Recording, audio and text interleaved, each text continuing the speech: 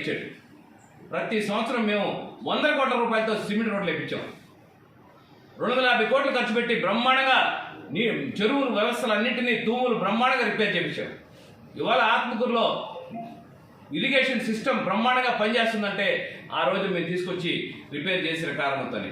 ఈ 5 సంవత్సరాల్లో ఒక కాలువని పూడికి తీపించలేకపోయావు, ఒక్క చెరువులో పూడికి తీపించలేకపోయావు, ఒక్క తూముని కట్టించలేకపోయావు. ఏంది మీరు చేసిన అభివృద్ధి? గత 10 సంవత్సరాల్లో తెలుగుదేశం ప్రభుత్వం 2014 నుంచి 2019 మధ్యలో 5 సంవత్సరాల్లో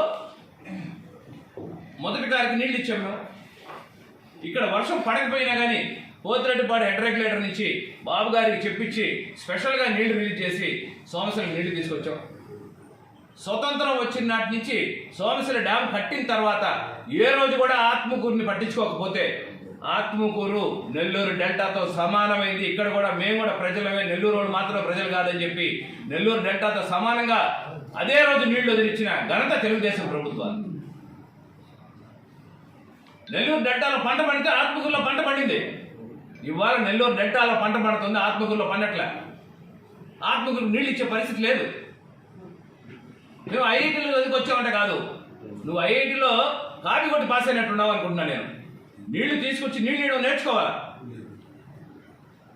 మీకు అసలు ప్రజల ఉన్నతికి ప్రజలకి సేవ చేయాలనే కోరిక లేకుంటే కదా నెల నెలా కలుస్తావు పోయి ముఖ్యమంత్రి గారిని ఒక బొకే ఇచ్చి మీ కుటుంబం, నువ్వు మీ చిన్న ఆయన, మీ నాయన, మీ చిన్న ఆయన కొడుకులు అందరూ కలుస్తూ ఉంటారు, ఫోటోలు వస్తూ ఉంటాయి.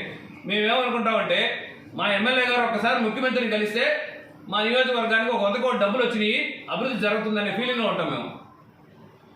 అలాగే ₹1 రాదు. నేను ఆ రోజుల్లో ఎమ్మెల్యేగా నిలబడి ఓడిపోయి నేను ముఖ్యమంత్రి దగ్గరికి పోయినా కానీ నాకు 100 కోట్ల సంతకం పెట్టించేవాడు. ఏదో ఒక కార్యక్రమం చేసేవాళ్ళం, వాడికి తీసుకొచ్చి గ్రామానికి నీళ్లు ఇచ్చేవాళ్ళం, లేకపోతే సిమెంట్ రోడ్లు వేయించేవాళ్ళం. ఎస్సీ కాలనీలో బ్రహ్మాండంగా సిమెంట్ రోడ్లు వేయించాం. ఆత్మకూరు మున్సిపాలిటీకి అవసరమైన నిధులు తీసుకొచ్చి అభివృద్ధి చేయించాం. అన్ని కార్యక్రమాలు చేశాం. నువ్వు ముఖ్యమంత్రి కలిస్తే మాకేమో ఒక బయటకు వచ్చిన తర్వాత ముఖ్యమంత్రి కలిసాను, ఈ పరిశ్రమ తీసుకొస్తున్నాను, లేకపోతే ఈ అభివృద్ధి కార్యక్రమం చేపిస్తున్నానని ఒక్కటి లేదు. ఇప్పటికి పరిశ్రమలు అంటే గుర్తొచ్చినాయి. మేము 2016లో మా మిత్రులు ఏపీఐసి చైర్మన్గా ఉన్నారు కృష్ణయ్య గారు, ఆయన ఒక రోజు వచ్చారు ఇక్కడికి కట్టంపాడు వస్తే, నేను సార్ మాకు వెనకబడిన ప్రాంతం, మా దగ్గర ఒక ఎంఎస్ఎంఈ పార్క్ పెట్టిస్తే బాగుంటుంది సార్, మా పిల్లలందరూ ఉద్యోగాలు చేసుకోవడానికి అవకాశం ఉంటుంది, మాకు ఆత్మకూరులో ఐఐటి ఉంది, హసనాపురంలో ఐఐటి ఉంది, సంఘంలో ఐఐటి ఉంది, ఇక్కడ చదువుకునే పిల్లలకి ఉద్యోగాలు కావాలంటే ఎక్కడికో పోవాల్సి వస్తుంది, మా దగ్గరే ఉంటే మా గ్రామాల పిల్లలు మా గ్రామాల్లోనే ఉద్యోగాలు చేస్తే బాగుంటుందంటే, ఆయన పొలం ఎక్కడ ఉందంటే అప్పటికప్పుడు మేము ఆర్డీఓ గారు వెంకటరమణ గారు ఉన్నారు, ఆయన అడిగితే సార్ నేరపాటి దగ్గర 300 ఎకరాలు CGFS ల్యాండ్ ఉంది, ఆ ల్యాండ్ అయితే తీసుకోవచ్చు మనము, దానికి కాంపన్సేషన్ కూడా 6 లక్షల రూపాయలని నిర్ణయించున్నారు, కాబట్టి అది ఉపయోగపడుతుందంటే ఇమ్మీడియట్గా ఫైల్ రన్ చేసి దాన్ని అంతా రెడీ చేసేటప్పటికి ప్రభుత్వం మారిపోయింది.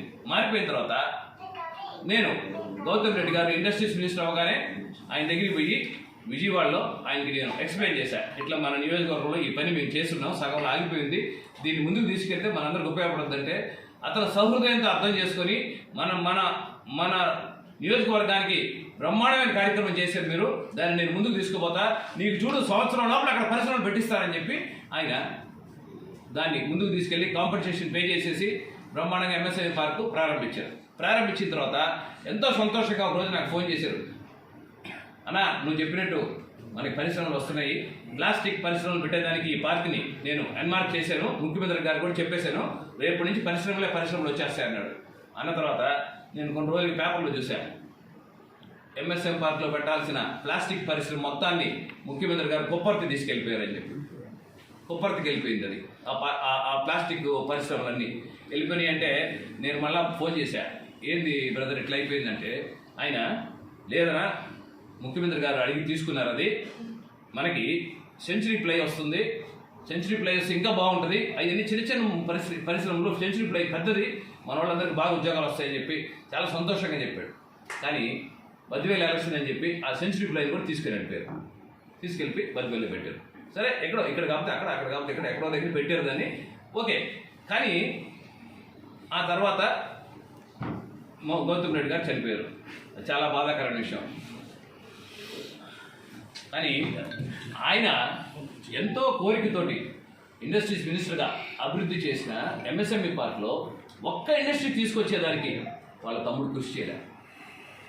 పైనుంచి ఆయన ఎంతో సంతోషించేవాడు ఒక పరిశ్రమ పెడితే. ఆయన పరిశ్రమ పెట్టాలంటే ఎవరైనా అడగాల. మన పరిశ్రమల శాఖ మంత్రి అమర్నాథ్ గారు ఉన్నారు. ఒక్కరోజైనా అమర్నాథ్ కలిసి అయ్యా మా అన్న అక్కడ ఒక పార్క్ని ఏర్పాటు చేస్తున్నాడు, ఆ పార్క్లో ఒక పరిశ్రమ పెట్టాలంటే మీ అన్న పేరు చెప్పినా కానీ మీ అన్నకున్న మంచితనంతో కనీసం ఒక పరిశ్రమ వచ్చేది. ఏ రోజు ప్రయత్నం చేయాలి, ఇప్పటికి 5 సంవత్సరాలు అయింది. 5 సంవత్సరాల్లో ఒక్క చిన్న పరిశ్రమను కూడా తీసుకొచ్చి పెట్టలేని నువ్వు ఎమ్మెల్యే అవుతానంటే మేమందరం ఎట్టు ఒప్పుకోవాలా? ఏం చేయని ఎమ్మెల్యే అవ్వాలి? ఏం చేయడానికి కావాలి? మాకు రైతులకి నీళ్లు తీసుకురాలేకపోయావు. మేము ఎవరైనా ఒక ఆడామి అయ్యా ఆటోలో పోవాలంటే ఇబ్బంది ఉంది ఆయన రోడ్లు వేయాలంటే నేను నా సొంతం ఎంత రోడ్లు వేపిస్తానంటావు. ఎంత రోడ్లు వేపిస్తావు? ఎంత ఉన్నాయి ఆత్మకూరులో రోడ్లు? ఎన్ని రోడ్లు వేపిస్తావు నువ్వు? నీలాంటి రోడ్డు 15 మంది కావాలి ఆత్మకూరులో రోడ్లు వేయాలంటే. నీ ఆస్తి చాలదు. ప్రభుత్వం నుంచి రావాలా. ఇవాళ ఆత్మకూరు ప్రజలు కూడా పన్నులు కడుతున్నారు. మా అన్నదమ్ముళ్ళు అందరూ రోజు 200 రూపాయలకు మందు తాగి ఆ డబ్బులన్నీ నీకు మీ ప్రభుత్వానికే పోతున్నాయి. అదేవిధంగా మా అక్కా చెల్లెళ్ళందరూ నిత్యావసర వస్తువులు కొంటానే ఉన్నారు. బట్టలు కొంటున్నారు, సబ్బులు కొంటున్నారు, షాంపులు కొంటున్నారు, ఇంకా నూనెలు కొంటారు. ప్రతి దాని మీద పన్ను వేసుకుంటున్నాం. అన్ని పనులు పోతున్నాయి, నీ దగ్గరికే వస్తున్నాయి, మీ ప్రభుత్వానికే వస్తున్నాయి. వచ్చిన తర్వాత ప్రభుత్వం నుంచి కొంతనా తీసుకురావాలి కదా. ఇక్కడ ₹1 కూడా తీసుకురావాలి. పక్కన నిన్న పోయా పొదలకూరులో బ్రహ్మాండంగా ఉండే రోడ్లు, ప్రతి రోడ్డు వేయించున్నాడు. ఆత్మకూరులో లేవు. అంటే నువ్వు నెల కలిసి నువ్వేం అడుగుతున్నావు? ముఖ్యమంత్రిని ఏం కావాలని అడుగుతున్నావు? నీ సొంతంగా ఏదైనా కోరుకుంటున్నావా, లేకపోతే ఆత్మకూరు కోసం కోరుతున్నావా?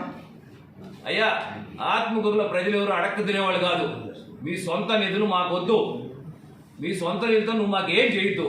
నేను మొన్న చూసా, మా సొంత నిధులతో రోడ్డు వేస్తారంటే హసనాపురం దగ్గర పోయారు. నేను ఒక రోజు రోడ్లో పోతున్నా. అంత ముందు రోజు పేపర్లో వచ్చింది ఏదో శంకుస్థాపన చేస్తున్నారు సొంత నిధులతో రోడ్డు వేసేదానికి అని చెప్పి. ఆయన ఏదో రోడ్డు వేసినట్టున్నారు నాయన అని చెప్పి చూడడానికి పోయినా. పోతే ఆ గుంతలన్నింటినీ ఆయన భలే పుడిచాడు తెలివిగా. ఒక జేసీబీ పెట్టి మొత్తాన్ని గందరగోళం చేసేసి అన్ని గుడ్లు పుట్టి చేసేవి, అయిపోయింది రోడ్డు వేసేసామని చెప్పాడు.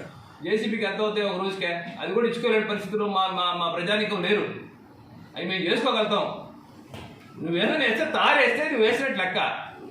దాన్ని తొమ్మేసిపోతే సొంత నిధులు రోడ్డు వేసేది ఏంటి? ఏడు నేను ఎదురు నువ్వు సొంత నిధులో కట్టి బస్ స్టాండ్ నేను ఛాలెంజ్ చేస్తున్నా. తీ బయట లెక్క 4.5 కోట్లు తీ. దేనికి పెట్టావు? ఎన్ని కట్టలు సిమెంట్ కొన్నావు? ఎంత స్టీల్ వేసావు? ఆ రేకులకి ఎంత అయింది? లెక్క తీసి చెప్తావు మాక. ఆ 4.5 కోట్లు లెక్క తీసి చెప్పు. చెప్తే తెలుస్తుంది నువ్వేం పెట్టావు. ఎందుకే అబద్ధాలు చెప్పి మమ్మల్ని మోసం చేస్తావు? మీరు నమ్మేవు. నువ్వేదో ఐఐటి నుంచి వచ్చావంటే ఏదో మంచి చేస్తావని. కానీ నువ్వు ఐఐటిలో ఏం నేర్చుకున్నావో మాకు తెలియదు.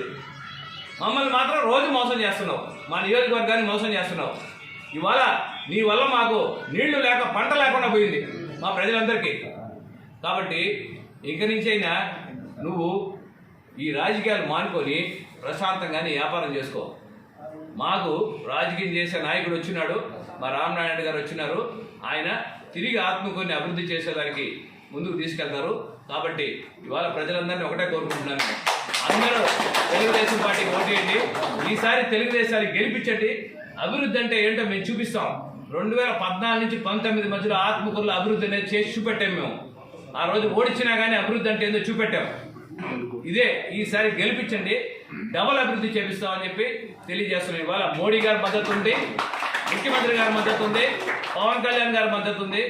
ఆత్మకూరులో తెలుగుదేశాన్ని గెలిపించి మీరందరూ ఈసారి అభివృద్ధిని తిరిగి పొందేదానికి ప్రయత్నం చేయాలని చెప్పి కోరుకుంటున్నాను. అదేవిధంగా వేమిరెడ్డి ప్రభాకర్ రెడ్డి గారికి, ఆనవ రామనాయుడు గారికి సైకిల్ గుర్తుపై ఓటేసి గెలిపించాలని ప్రజలందరినీ కోరుకుంటున్నాను.